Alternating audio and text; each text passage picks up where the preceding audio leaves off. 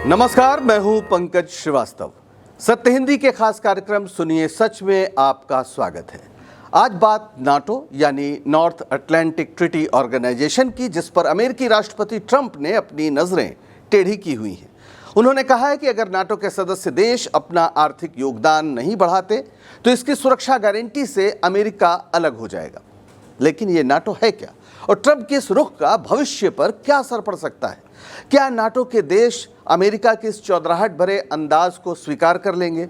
और रूस की इस सब पर क्या प्रतिक्रिया है, जिसके सोवियत संघ वाले दौर के हनक का जवाब नाटो माना जाता था? मिलेंगे इन तमाम जरूरी सवालों के जवाब हमारे इस वीडियो में। ये तस्वीर देखिए, नीदरलैंड की राजधानी एम्स्टर्डम से लगभग 60 किलोमीटर दूर उत्तरी सागर के किनारे बसे एक खूबसूरत शहर हेग में इस समय नाटो के सभी 32 देशों के राष्ट्राध्यक्ष इकट्ठे हुए हैं। ये तस्वीर आपके सामने है और यहाँ पर चर्चा होगी। ये शिखर सम्मेलन है तो रूस यूक्रेन युद्ध और ईरान इजराइल युद्ध से बिगड़ती मध्य पूर्व की स्थिति पर, और साथ ही जो सबसे बड़ी बात है वो है नाटो देशों के रक्षा खर्च पर बढ़ोतरी और इससे जुड़ा विवाद। दरअसल यही सबसे बड़ी चिंता इस समय सता रही है, क्योंकि अमेरिका के राष्ट्रपति ट्रंप महोदय, इस तस्वीर में आपको अब ज़्यादा साफ दिख रहे होंगे, यहाँ पर पहुँच गए हैं। और पहुँचने के पहले जब वो यात्रा शुरू कर रहे थे तो उन्होंने कुछ ऐसा कहा जिससे कि पूरे नाटो के तमाम देश थोड़ा चिंतित हो गए हैं।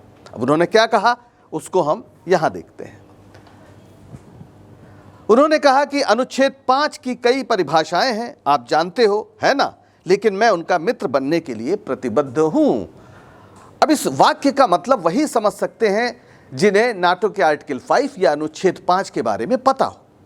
ये एक तरह से छिपी धमकी है कि वे अनुच्छेद 5 की अब तक की जो व्यवस्था है उससे संतुष्ट नहीं है।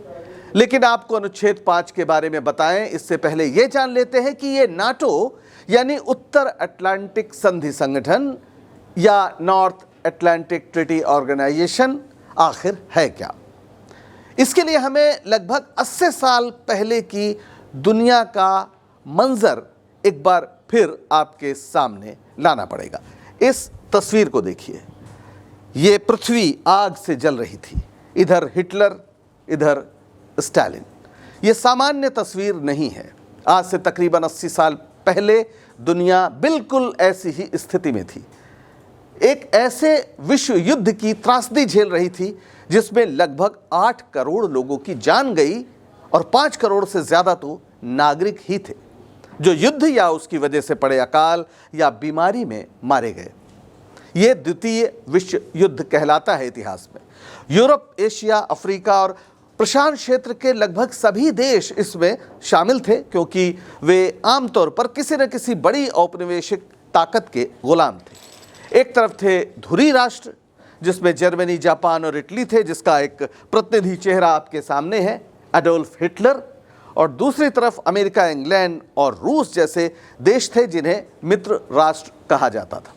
जर्मनी के चांसलर हिटलर का उन दिनों बेहद आतंक था। पूरी दुनिया उससे डरी हुई थी, खास तौर पर उसकी जो नस्लवादी सनक थी जिसने 60 लाख यहूदियों को मार डाला था। हिटलर मानता था कि सिर्फ आर्य नस्ल के लोगों को ही जीवित रहने का हक है। हालांकि वो एक ईसाई था और ईसाई धर्म क्षमा पर, करुणा पर आधारित कहा जाता है। और आमतौर पर ईसा मसीह के उस महान वाक्य की बार बार दुहाई दी जाती है कि अगर तुम्हारे एक गाल पर कोई थप्पड़ मारता है तो उसके सामने अपना दूसरा गाल कर दो। लेकिन हिटलर ने पता नहीं कहाँ से क्या शिक्षा पाई थी। वो तो यहूदी या जो गैर आर्य नस्ल हैं उनको देखकर ही पागल जैसा हो जाता था। लेकिन उसने एक गलती कर दी, और वो गलती की सोवियत यूनियन से पंगा लेकर। 1917 में बोल्शेविक क्रांति के बाद एक समाजवादी व्यवस्था कायम करने में जुटा सोवियत यूनियन दुनिया को हर दिन उस दौर में आश्चर्यचकित कर रहा था। और स्टालिन, जोसेफ स्टालिन, जो उस समय सोवियत संघ की कम्युनिस्ट पार्टी के जनरल सेक्रेटरी थे और इस नाते उस देश के एक तरह से राष्ट्राध्यक्ष थे, स्टालिन की सेनाओं ने हिटलर के सपनों को धूल धूसरित कर दिया। हिटलर को बंकर में आत्महत्या करनी पड़ी। लेकिन हिटलर से छुटकारा पाने वाले मित्र राष्ट्र स्टालिन की वैश्विक नेता वाली छवि और सोवियत यूनियन के प्रति दुनिया में बढ़ते आकर्षण से घबरा गए। सोवियत यूनियन जिन कम्युनिस्ट सिद्धांतों पर बना था, वो मुनाफे के लिए कुछ भी करने पर आमादा पूंजीपति वर्ग के लिए किसी दुःस्वप्न की तरह था। इसलिए विश्व युद्ध की समाप्ति के बाद शीत युद्ध शुरू हो गया और पूंजीवादी देशों ने कम्युनिस्ट क्रांति के विचारों के निर्यात में उन दिनों जुटे सोवियत संघ को रोकने के लिए एक सैन्य पैक्ट किया जिसका नाम था नाटो। और जवाब में सोवियत संघ ने भी एक संधि की जिसे हम वार्सा पैक्ट के नाम से जानते हैं। अब ये दोनों क्या है, इसको भी थोड़ा समझ लेते हैं। एक तरफ नाटो है, एक तरफ वार्सा। नाटो के बारे में हमने बताया, ये नॉर्थ अटलांटिक ट्रीटी ऑर्गेनाइजेशन का एक छोटा रूप है और इसकी स्थापना 1949 में हुई थी, यानी द्वितीय विश्व युद्ध खत्म होने के कुछ समय बाद, जब शीत युद्ध के दौरान सोवियत संघ के खिलाफ पश्चिमी देशों ने एक सैन्य गठबंधन बनाने की जरूरत महसूस की और इसका मकसद था सामूहिक सुरक्षा। आज नाटो के 32 देश हैं, जिसमें हाल ही में स्वीडन और फिनलैंड शामिल हुए हैं। नाटो ने हाल के दशकों में कई युद्धों में हिस्सा लिया, यानी मिलजुल कर कार्रवाइयां की, जैसे अफगानिस्तान में तो लगभग 20 साल 2001 से 2021 तक, लीबिया में 2011 में, इराक में और ISIS के खिलाफ अभियान। नाटो की वैश्विक मौजूदगी जो इस समय है उसमें 1,30,000 से ज़्यादा सैनिक हैं जो यूरोप, अफ्रीका और मध्य पूर्व में तैनात हैं। और दूसरी तरफ है वार्सा। अब वार्सा क्या है? वार्सा दरअसल पोलैंड की राजधानी है। 14 मई 1955 को यहाँ सोवियत यूनियन और उसके साथी देशों के बीच treaty of friendship, cooperation and mutual assistance यानी मित्रता, सहकार और आपसी सहयोग की संधि पर दस्तखत किए गए। ये पूर्वी यूरोप के कम्युनिस्ट देशों का सैन्य गठबंधन था जिसमें सोवियत संघ, पोलैंड, पूर्वी जर्मनी, चेकोस्लोवाकिया जैसे 8 देश शामिल थे। अब नाटो और वार्सा दोनों का मकसद सामूहिक सुरक्षा था। नाटो में शुरू में 12 देश थे जो अब बढ़कर 32 हो गए हैं और वार्सा में जैसा मैंने बताया कि 8 देश शामिल थे। और नाटो की सैन्य शक्ति खासकर अमेरिका के कारण हमेशा ज़्यादा रही, जबकि वार्सा की जो संधि थी वो पूरी तरह से सोवियत संघ की ताकत पर निर्भर थी। और 1991 में जब सोवियत संघ का विघटन हो गया तो स्वाभाविक है वार्सा संधि खत्म हो गई। पर नाटो आज भी सक्रिय है और वैश्विक सुरक्षा में एक अहम रोल है उसका, जबकि वार्सा संधि के कई पूर्व सदस्य जैसे पोलैंड, हंगरी अब नाटो का हिस्सा है। रूस के साथ कोई सैन्य गठबंधन नहीं है, जबकि नाटो गठबंधन बरकरार है, कारगर है।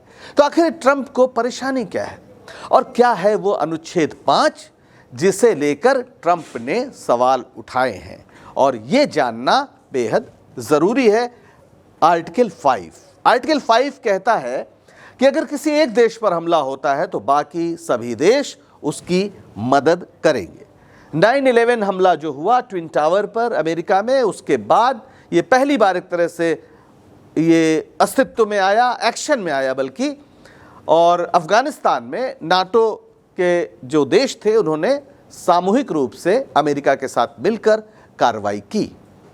ट्रंप ने आर्टिकल 5 को लेकर अब एक टाल मटोल करने वाला रुख अपनाया है और हेग जाते वक्त जब उनसे पूछा गया कि क्या वे इसकी गारंटी देंगे तो उन्होंने साफ कहा यह आपकी परिभाषा पर निर्भर करता है। इससे यूरोपीय देशों में चिंता बढ़ गई है। अगर ट्रंप इस गारंटी को कमज़ोर करते हैं तो फिर नाटो की एकता पर असर पड़ सकता है, नाटो पर दरार पड़ सकती है। एक तरह से ट्रंप चाहते हैं कि नाटो उनके हिसाब से चले, और मुद्दा क्या है जो इस समय चर्चा हो रही है, वो मुद्दा यहाँ है। जो सम्मेलन हो रहा है उसमें इस समय मुख्य एजेंडा है कि रक्षा खर्च को बढ़ाकर जीडीपी के 5% तक ले जाना है, यानी 5% जो नाटो देश हैं वो अपने जो उनकी रक्षा पर खर्च है वो जीडीपी का 5% तक ले जाएं। इसमें 3.5% सैन्य खर्च और 1.5% साइबर सिक्योरिटी और इंफ्रास्ट्रक्चर जैसे मसलों के लिए होगा। साइबर सिक्योरिटी किस तरह महत्वपूर्ण होती जा रही है, ये तो अभी हमने ईरान और इजराइल के बीच जो कुछ हुआ, युद्ध जो हुआ, उसमें हमने देखा। और तकनीकी का जो इस्तेमाल है, जाहिर है साइबर एक बड़ा मसला बनता जा रहा है। अब ये जो बढ़ाया जा रहा है खर्च, ये सीधे सीधे ट्रंप के दबाव का नतीजा है, जिन्होंने अब तक जो 2% का लक्ष्य था उसको कम बताया था। लेकिन स्पेन जैसे देश इसमें छूट की मांग कर रहे हैं, जिससे गठबंधन में दरार की आशंका है।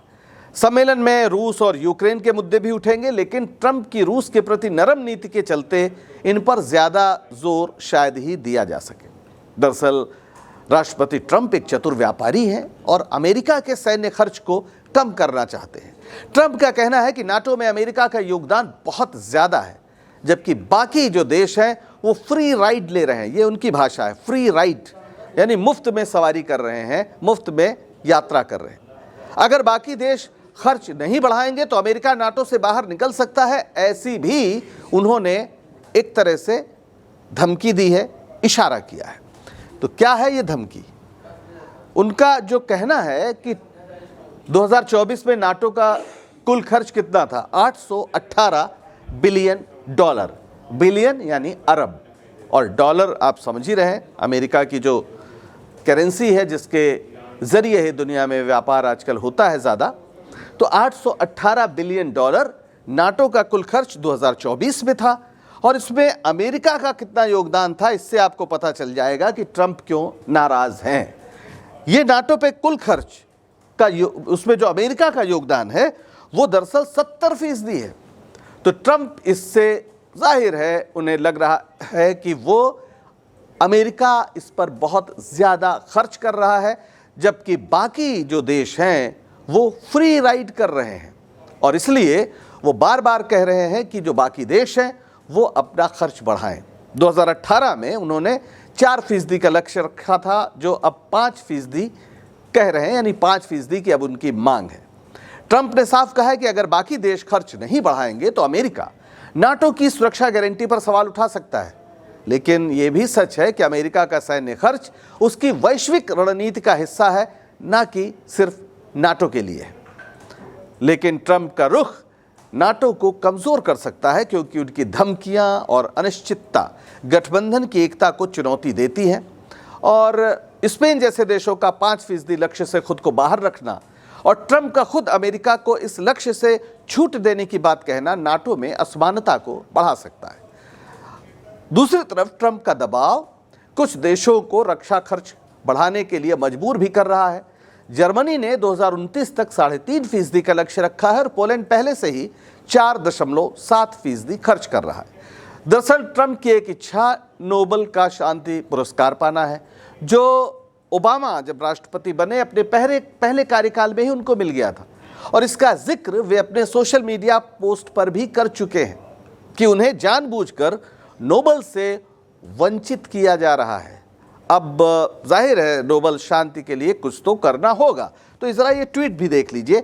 उनका अपना सोशल मीडिया प्लेटफॉर्म है जिसे वो ट्रुथ सोशल कहते हैं, उस पर उन्होंने तमाम बताया कि कैसे उन्होंने कहाँ कहाँ युद्ध की स्थितियाँ रोकी और उनकी वजह से परमाणु युद्ध तक भारत और पाकिस्तान के बीच नहीं हुआ। और उसके बाद जो उन्होंने अंत में लिखा है वो बहुत महत्वपूर्ण है। उन्होंने लिखा, no I won't get a Nobel prize no matter what I do including Russia, Ukraine and Israel, Iran, whatever those outcomes may be, but the people know and that's all the matters to me. यानी फिर भी मुझे नहीं मिलेगा, ये वो कह रहे हैं, लेकिन लोग जानते हैं मेरी जो भूमिका रही है विश्व शांति के लिए, मेरे लिए यही मायने रखता है। हालांकि उन्होंने पाकिस्तान के जो सेनाध्यक्ष हैं जनरल आसिम मुनीर, उनको बाकायदा अमेरिका में अपने दफ्तर में बुलाया, उनको लंच कराया और मुनीर साहब ने पाकिस्तान की ओर से आधिकारिक रूप से ट्रंप साहब को नोबेल दिया जाए इसके लिए सिफारिश भी कर दी है। तो ये सिर्फ कहना है कि उन्हें फ़र्क नहीं पड़ता, फ़र्क तो पड़ता है और इसके लिए वो प्रयास कर रहे हैं। हालांकि ये भी सही है कि उनका जो दावा है उसके पीछे कुछ तर्क हैं। जैसे ट्रंप ने अपने पहले कार्यकाल में कोई नया युद्ध शुरू नहीं किया, जो एक रिकॉर्ड है। इसके अलावा अब्राहम समझौता इसके जरिए इजराइल और कई अन्य अरब देशों के बीच उन्होंने संबंध बनवाए और ये जो अभी हमने बात की भारत और पाकिस्तान के बीच परमाणु युद्ध को रोका, ये उनका दावा है। और इजराइल और ईरान के बीच भी युद्ध विराम कराया। तो ये वो तमाम ऐसे तर्क दे रहे हैं जिससे ऐसा लगता है कि ट्रंप साहब बहुत सीरियस हैं, ख़ास तौर पर जिस तरह की वो बातें करते हैं। और ये सच भी है, जैसे उन्होंने 2016 में जब वो पहली बार राष्ट्रपति थे तो उन्होंने अमेरिका को लंबे युद्धों से बाहर निकालेंगे, ये बात अपने चुनाव प्रचार के दौरान भी कही थी। और 2020 में उनकी सरकार ने तालिबान के साथ यानी अफ़गानिस्तान में समझौता किया, जिससे 2021 तक पूरी तौर पर अमेरिकी सैनिकों को वापस चले जाना था। और उनके कार्यकाल में सैनिकों की संख्या 14,000 से घटकर महज 2,500 हो गई थी। हालांकि पूरी तरह से वापसी 2021 में हो पाई बाइडेन प्रशासन के दौर में। लेकिन ये सही है कि अफ़गानिस्तान में अगर अमेरिकी सैनिक वापस गए तो उसका श्रेय निश्चित ही डोनाल्ड ट्रंप को जाता है। हालांकि आलोचक इसे बहुत गंभीर मसला नहीं मानते हैं, क्योंकि अफ़गानिस्तान में करने को कुछ बचा नहीं था। और हाल ही में ईरान को दी गई उनकी धमकियां और परमाणु ठिकाने पर बमबारी भी कुछ और कहानी कहती है। लेकिन यह भी सही है कि ईरान ने पलटवार करते हुए जब कतर पर अमेरिकी सैनिक बेस पर हमला किया तो ट्रंप ने इस पर पलटवार की इजाज़त नहीं दी। वैसे ईरान इजराइल युद्ध के दौरान एक और बात हुई जिसका संबंध नाटो से है। वो क्या है? ईरान के साथ युद्ध में अमेरिका ने इजराइल का साथ दिया, लेकिन नाटो के किसी भी सदस्य देश ने इस युद्ध में हिस्सा नहीं लिया।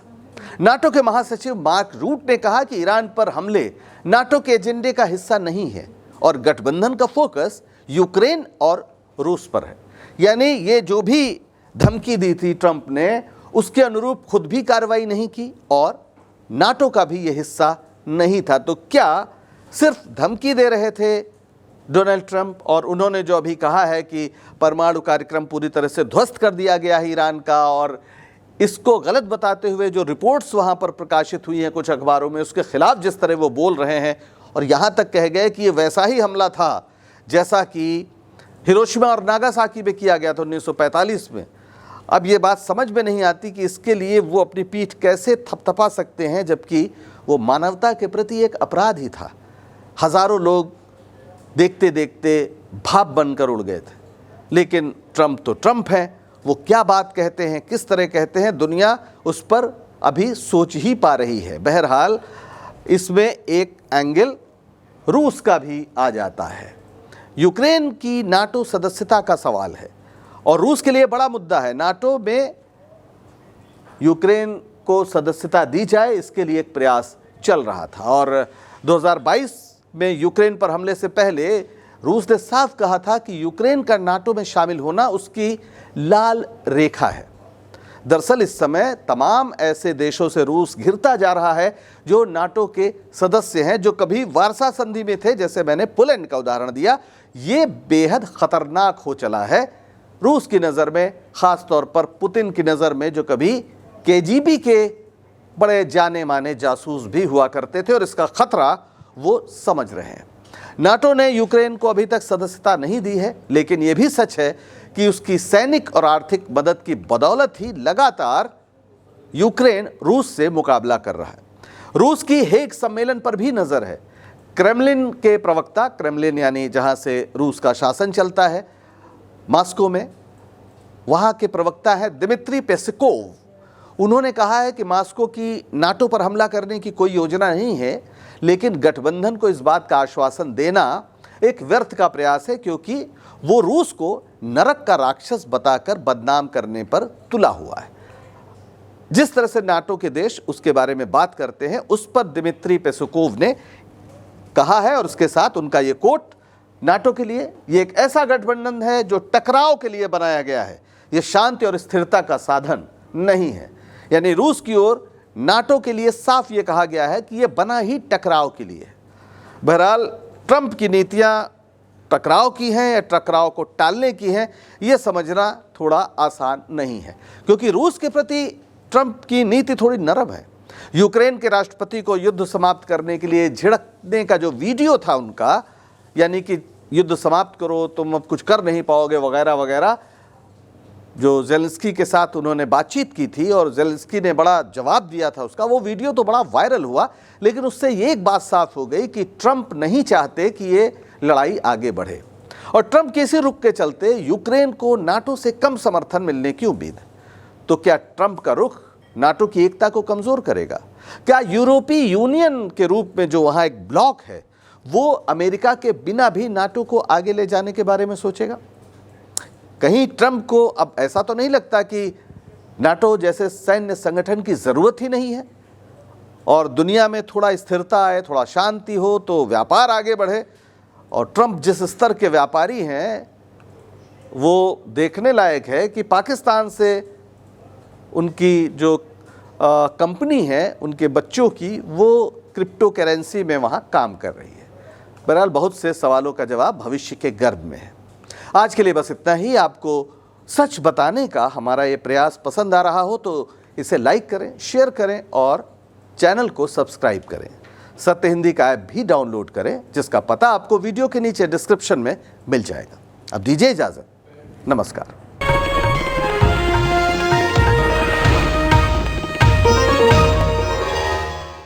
Disclaimer under Section 107 of the Copyright Act 1976. Allowance is made for fair use for purposes such as criticism, comment, news reporting, scholarship, and research. Fair use is a use permitted by copyright statute that might otherwise be infringing.